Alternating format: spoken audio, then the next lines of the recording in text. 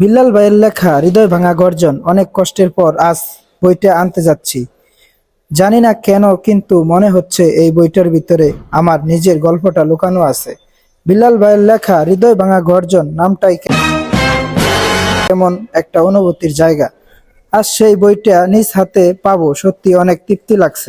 আমি যেহেতু মতিঝিল থাকি, সেজন্য সুন্দরবন কুরিয়ার সার্ভিসে অর্ডার করেছি। তো ফাইনালি চলে আসলাম সুন্দরবন কুরিয়ার সার্ভিসে।